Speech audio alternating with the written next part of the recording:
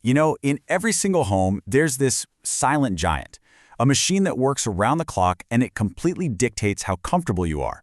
It's your HVAC system. And let's be honest, for most of us, it's a total mystery, right up until the moment it dies. Well, today, we're going to pull back that curtain and finally make sense of it all.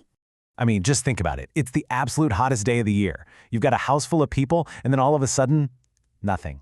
Just silence. The cool air just stops.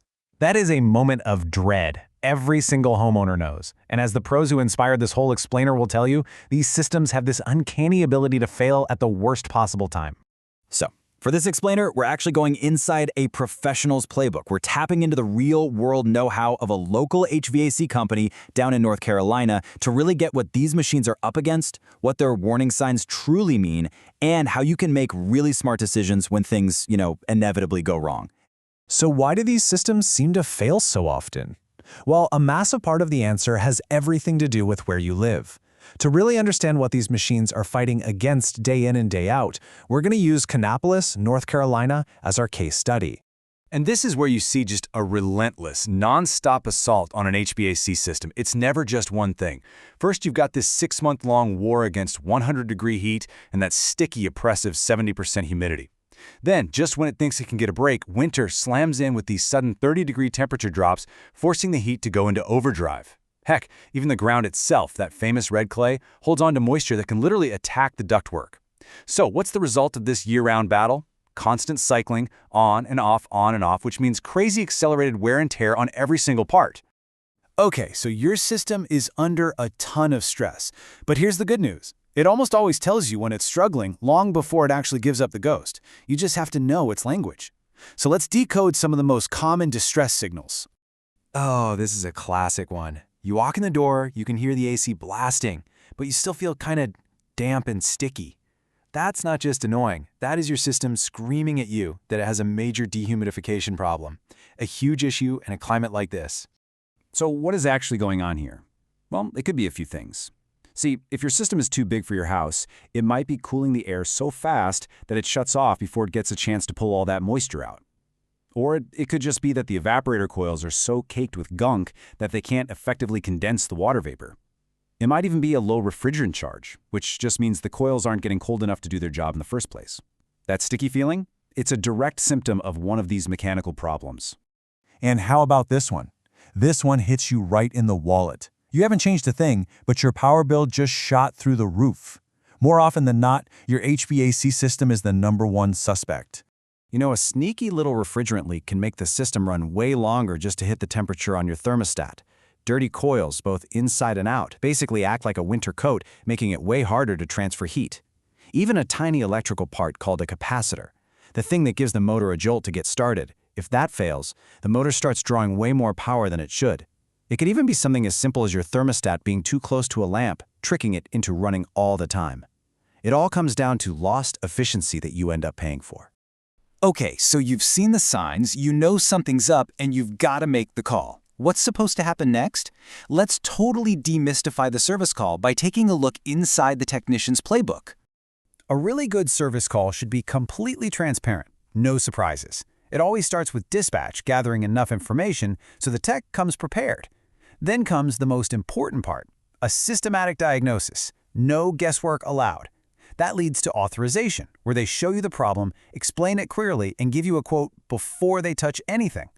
Ideally, they've got the part on their truck for a same-day fix. And finally, they verify everything is working perfectly and even give you a few tips to stop it from happening again. It's a process that's all about building trust. Now, if you're ever looking at a brand new system, you're going to hear this term, a manual J load calculation. And listen, this is absolutely non-negotiable. It's a super detailed analysis of your home's unique footprint. We're talking insulation, windows, size, you name it. It's how the pros make sure you get the perfectly sized unit. Because when it comes to HVAC, bigger is definitely not better. And getting that sizing wrong, it leads directly to this absolute nightmare scenario, short cycling. Remember that sticky feeling we talked about and those crazy high energy bills? Well, this is very often the root cause. The system just blasts on, then slams off, over and over and over. It wastes an unbelievable amount of energy and puts a ton of strain on the single most expensive part of your whole system, the compressor. So, this all brings us to the moment that every single homeowner with an older system eventually has to face. A major part fails. The repair bill is not small, and you are staring down the big $5,000 question. Right? Do you spend a good chunk of change to fix the problem right in front of you, knowing full well that another old part could just fail next month? Or do you bite the bullet and make that major investment in a brand new system? It is a really tough call. Luckily, the pros have a super simple rule of thumb to help guide you through this decision. It's called the $5,000 rule, and it's something you can use right now. It's easy. You just multiply the age of your unit by the estimated cost of the repair. If that number comes out to more than $5,000, it's a really strong sign that you're probably better off putting that repair money toward a full replacement. Let's make that real for a second. Let's say you have a 12-year-old system, and a tech tells you it's going to be a $450 repair. So you do the math, 12 years times $450 is $5,400. Boom, that's over the $5,000 threshold. The rule is basically telling you it's probably time to start shopping for new systems instead of sinking more cash into an aging one. And this chart really just lays out the trade-off you're making. A repair, yeah, it's a lower upfront cost for sure, but you're still stuck with an old, inefficient system where another part could fail at any time. A replacement is a much bigger check to write, but it solves all those age-related issues at once, gives you huge gains in energy efficiency, and comes with a brand new warranty and, frankly, peace of mind. And please, do not underestimate those efficiency gains. Modern systems today use 20 to 40% less energy than units that are just 10 or 15 years old. Over the entire life of that new system, especially in a place with a long hot cooling season, that savings can make a massive dent in the initial cost. So, we've decoded the problems, we've navigated the big decisions. The final step is to shift our whole mindset, from reacting to emergencies to proactively managing our home's comfort system. So how do you do that? It is so much simpler than you think.